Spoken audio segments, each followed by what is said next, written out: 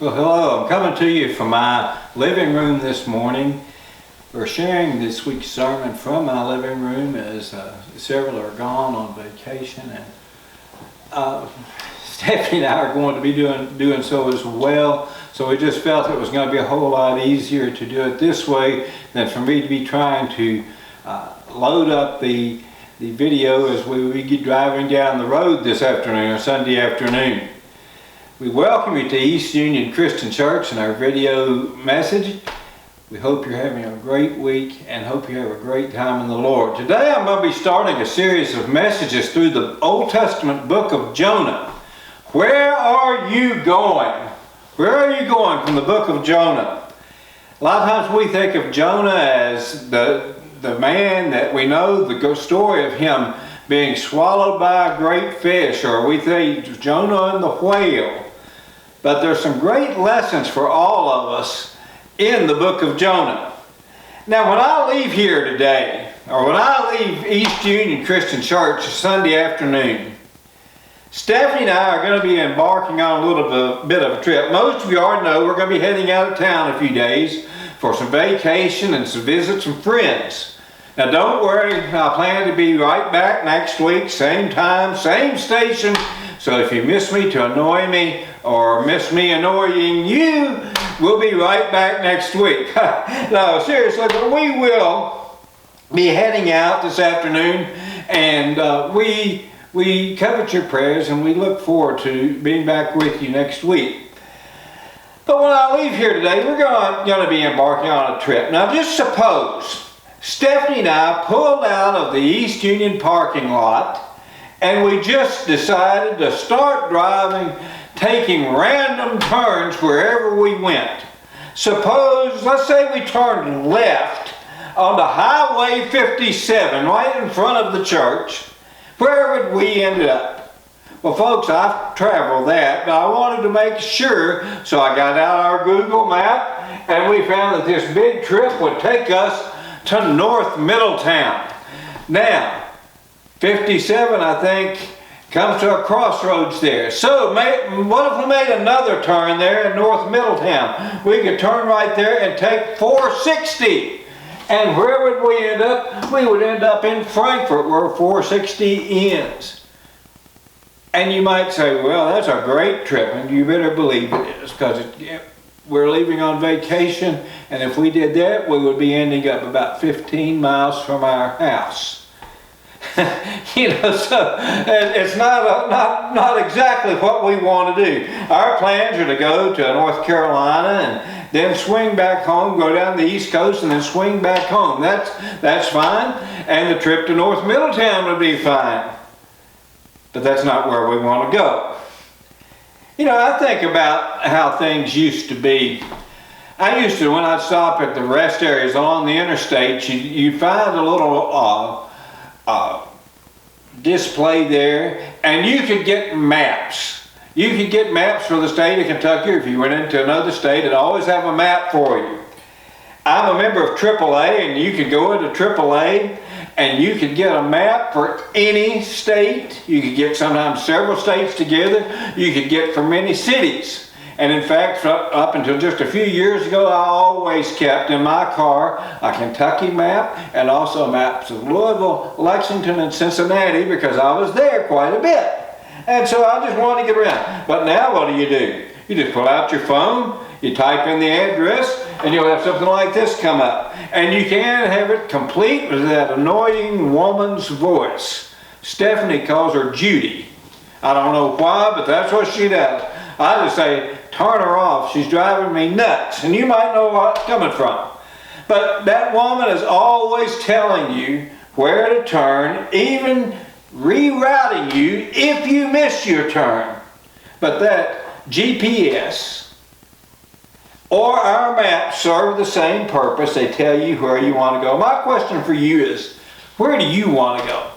Well, we're in church this morning, and I think that just everybody is going to say, well, I want to go to heaven. Well, that's a given. But where do you, as East Union Christian Church, want to go? Let me rephrase it that. Where do you, East Union Christian Church, want to go? You've been through a lot. You've been through a lot as a church. You've held together, and that's something to be proud of. You know, we've struggled together since COVID came in last March, and we faced something that none of us ever faced before. A little over a year ago, the governor said, we want everybody to stay home and not worship together. And we did that for 10 weeks. That's something none of us had ever experienced. Some churches remained closed for many months. Some didn't reopen until just recently. And sadly, unfortunately, some churches just decided to call it quits and shut their doors for good. You might know of some that have done that. I've heard of it happening in Nicholas County. You know, it's a sad thing. But folks, I'm thankful for East Union Christian Church because we weathered so many storms in 2020. We learned how to do some things differently. I think the most obvious is what we're doing right here is all of our sermons are online now, and you can find them on our YouTube account. And I'll link them to our Facebook and MeWe pages. Sometimes I'll link them to my Twitter page. But I also know that we don't have a large audience. But I know that some say that they watch here on these videos when they're not here at church for some reason. And I know that every week, just about every week, sometimes it's lower than this and sometimes a little higher, but just about every week we have about 15 to 20 people watching our sermons online. So that makes it worthwhile for something that's absolutely free. Personally, I wish we had the capability for a live stream service, but that's just not cost effective for us. But you know, we do have this opportunity for doing something completely free. But you know, we can't rest on the fact that we've apparently come through. This particular church, East Union Christian Church, is very small. And we're located in a county that ranks 1/12 in population in Kentucky. 1/12 out of 120 counties. Our neighbors in Bath County are ranked 86th. Bourbon County is 62nd and Montgomery County is 37th. They're all much higher. But here's the thing. Nicholas County has grown by 4% since 2010. I did not realize that until I started doing some study. Both Montgomery County and Bath County have also grown in that time. Now I bring all this up today because some say we live in a bleak time. There's a bleak picture here. I don't think that's true. I think it's just the opposite, because I think we live in a time when people are searching. They're searching for something. And we can lament the decline of church attendance, and it is sad, and it is alarming. But I also believe that we live in a time of opportunity. I truly believe that we live in a time when people are searching for authenticity. They're looking for a sense of belonging, and they want someone that will genuinely love them just because they want to love them. I really believe that. The church can be and should be providing all these things. So I believe that the church, it might be going through some winnowing processes, but that we can be on the cusp of some great things. So that question is, where is East Union Christian Church going? Will we make a difference in the lives of those around us? Will we hold on to the past, or will we embrace the challenges of the future, even if those challenges might make us uncomfortable, and call upon us to meet challenges we've never met? I think the book of Jonah addresses these very questions and gives some insight as to where we need to be going and where we must be going individually as a church. You know, most of us have heard the story of Jonah. We know that he's that guy that was famously swallowed by the great fish. We don't really know for sure, but most people say it was a whale.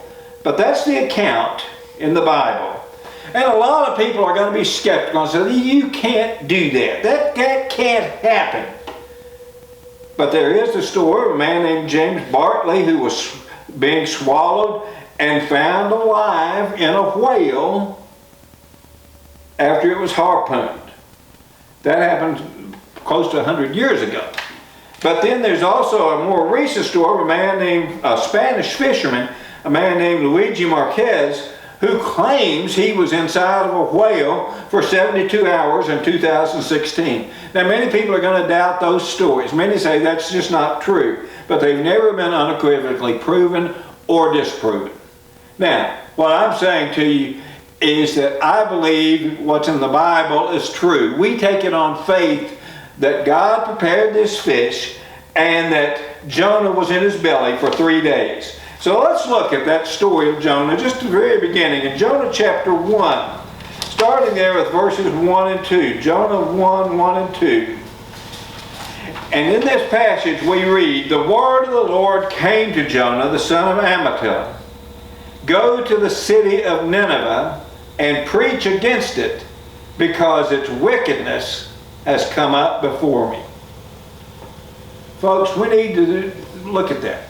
Because you see, God has entrusted us to getting His message to the world.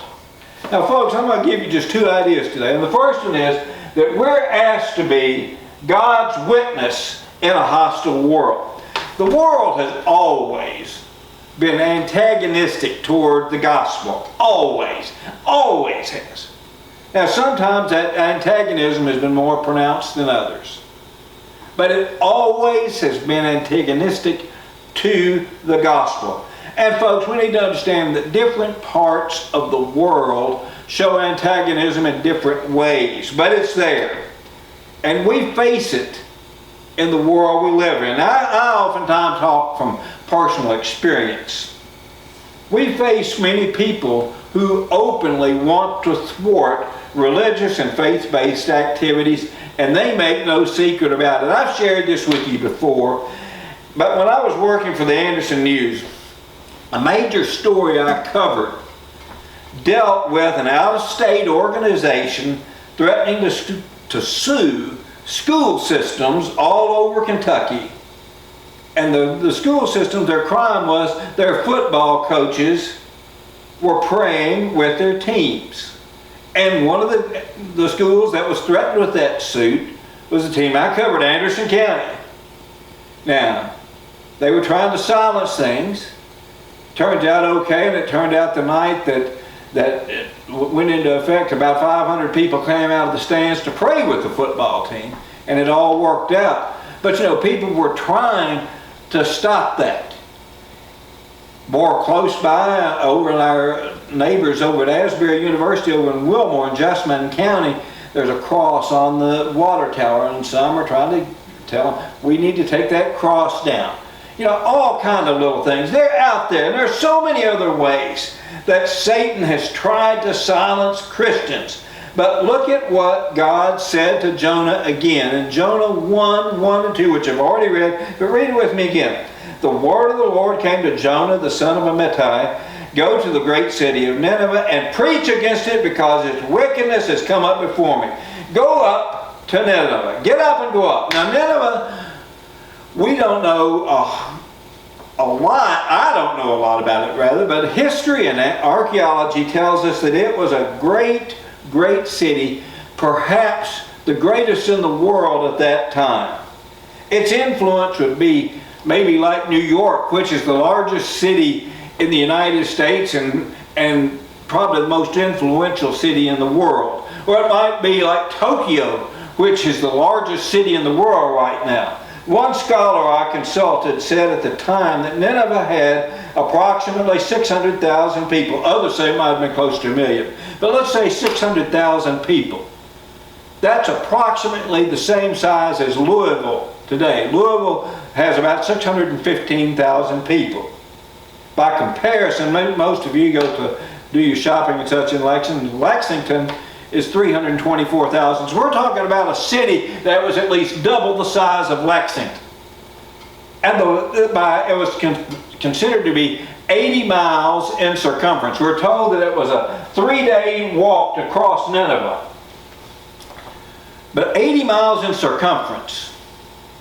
Now, to give you something to compare about, if you go up to Cincinnati and take 275, from 75 all the way around and come back around and hit it on the other side, all the way around Cincinnati. I-275 is right at 83 miles. So Nineveh was about the size of what we see at I-275 around Cincinnati. The walls around the city were said to be 50 to 100 feet high and wide enough for 4 chariots to be driven abreast. So the point is that Jonah was called to preach to a big city known for its wickedness. Graphic accounts in the Assyrian history talk of how cruel Nineveh was to its captives. The Ninevites were known for their savagery. When they conquered a nation, they would torture and murder people cold-bloodedly. There's accounts that they were known to burn boys and girls alive, and that they would torture adults, tearing their skin from them and allowing them to be out in the hot sun and suffer that way and scorch that way. And rather than hide such depravity, they celebrated it. That's the kind of people Jonah was being told to go to. Now folks, I'm going to be frank with you. That's not the kind of place I want to visit, much less want to go live and preach there. But that says something big to us today. I think most of us would agree that the world around us is rejecting Christianity. There's a rejection of biblical foundations. And you know, I do have concerns about our school systems and such, but it's easy to point fingers at just the school system because it's our entire society. It's a whole lot more than just the school system. Our entire society has rejected Christianity, or is rejecting it. And that's evidenced by a declining church attendance across America. I've been doing some study on this recently, and a recent Gallup poll, story from the Gallup organization, said, the Gallup poll said, and I quote, U.S. church membership was 73% when Gallup first measured in 1937. 73% of Americans were members of some church, synagogue, or mosque. That was the defining thing for the poll. And it remained near 70% for the next 6 decades before beginning a steady decline around the turn of the 21st century. The first paragraph of the article said, in 2020, 47% of Americans said they belonged to a church, synagogue, or mosque, down from 50% in 2018 and 70% in 1999. Folks, that's alarming. But we see it every day, and it's evidenced by the open sin that we see around us every day. There's so much open sin that just reflects this lack of concern or this rejection of Christianity. The entertainment industry has pushed this for years. Homosexuality and now transgenderism was for years kept quiet. And I talk a lot about that, but that's because they're hot topics right now. Now, it's interesting that for years people used to just keep it quiet and kind of hide. Now people come out. And it really bothered me this week. I sat down at my computer, pulled up my calendar where I keep everything in, and the holiday portion of it had June 1st as a holiday, and I'm saying, what? So I pulled it up a little closer, and it said that June 1st was the first day of the LGBTQ plus Pride Month. I thought that's sick. And then there was this item on the news recently. I don't listen to this person. I know who she is, but I don't listen to her. But a pop singer named Demi Lovato, I think that's how it's pronounced, announced she was, quote unquote, non-binary, and she was changing the pronouns people used to refer to her. Now, when when I saw that, I thought, what in the world is she talking about? But what she was saying was she's neither male nor female all the time. She even had a Twitter video that said, and I quote, over the past year and a half, I've been doing some healing and some self-reflective work, and through this work I've had the revelation that I define as non-binary. And she said we should not use her, but they in reference to her. Folks, I'm going to use her. I'm going to use her. And she said that best represents the fluidity I feel in my gender expression and allows me to feel most authentic and true to the person I both know I am and am still discovering. My question is, why is this nonsense even a news story? Why? But we do know that it's a total rejection of what the psalmist says about God. He says, I praise you because I am fearfully and wonderfully made.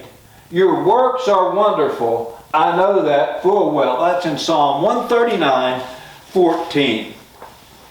But it's also evidenced by apathy. The rejection of Christianity is evidenced by apathy. And Satan loves that because many people just don't care. You realize a lot of people just don't care. Just leave me alone. No, I don't care. That's how a lot of people are. And unfortunately, many people in the church don't care. And they think as long as we can come to the services, and as long as we can be comfortable, as long as I can not have to be called upon to do something, I'm happy. But I think there's something that the story of Jonah tells us. Those first 2 verses, God told Jonah to go to this great wicked city. As the story of Jonah says, there's times that God calls on us to be uncomfortable. So that leads to the second thing here today. Will you follow God's directions?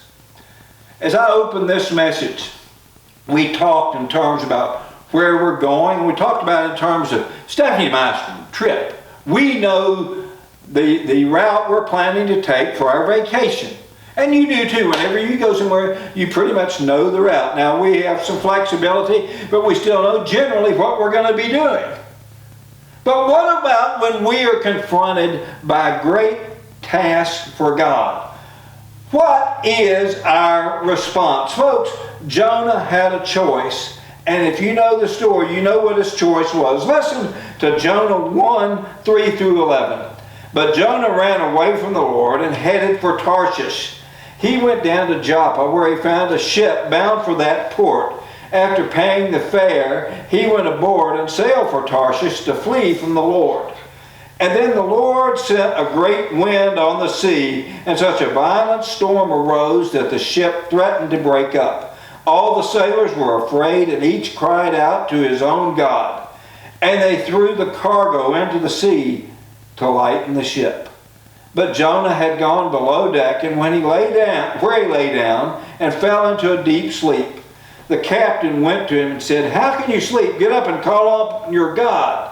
Maybe he will take notice of us so that we will not perish." Then the sailors said to each other, "Come, let us cast lots to find out who is responsible for this calamity." They cast lots, and the lot fell on Jonah. So they asked him, "Tell us who is responsible for making all this trouble for us. What kind of work do you do? Where do you come from? What is your country? From what people are you?"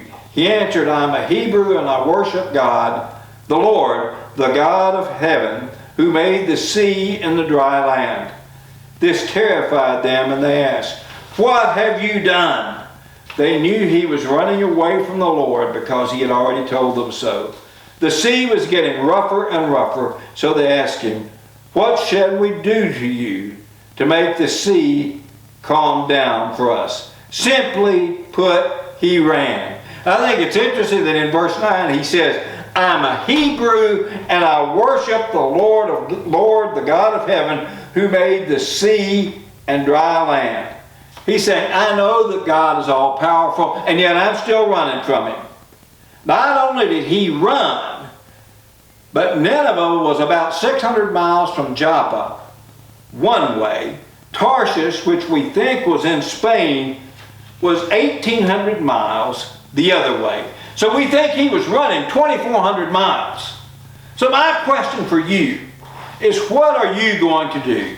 What are you going to do individually? What is East Union Christian Church going to do? You know, we have God's call to us.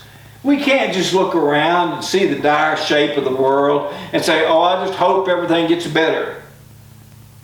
Because if we truly believe in Jesus Christ being the answer, we need to share His love. You know, I said last week, share the love. Tell someone you love them. Share Christ's love. Because that's what we're commanded to do. If you need a command, just think what Jesus said in Matthew 28, 19 through 20. He said, therefore go and make disciples of all nations, baptizing them in the name of the Father and the Son and the Holy Spirit, and teaching them to obey everything I have commanded you. And surely I am with you always, to the very end of the age. Folks, we might not have all the right words, but we can invite people to church. We can live a life that will attract people to Christ and make people wonder what we have. As a church, our work is to reach out to others. We have to adapt to the world we live in without changing the world. And sometimes we need to shake ourselves up a little bit. We need to try new things. But we need to also hold to God's unchanging hand. In the grand scheme of things, East Union might seem a little insignificant. We're a small group of people who meet on a hillside in Nicholas County, Kentucky. Nicholas County has only about 7,000 residents. The current population of the United States is about 333 million. Worldwide, it's 8 billion. So we look at, say, 25 people meeting together on a Kentucky hill, we might say, that's insignificant. But think about this. To that person in your family who needs Jesus Christ, you're significant. To that person down the road who's hurting, you're significant. To that classmate or the student who's trying to make sense of a crazy world, you're significant. Because you see, the story of Jonah goes on to say that Jonah's preaching made a difference. We'll see that over the next couple of weeks. Jonah repented, and he made a difference. You can make a difference in people's lives. Today our message opened with, where are you going? I never really answered that, because only you can do that. But I can tell you that we can have great results if we truly follow God's calling. I believe every person here is of value, and I believe every person can serve. And I believe that East Union Christian Church has the ability to make a difference. We're at a crossroads. The choice is yours. What road will you take? Will it be the road of following Jesus Christ? Folks, we thank you for sharing with us this morning on our YouTube.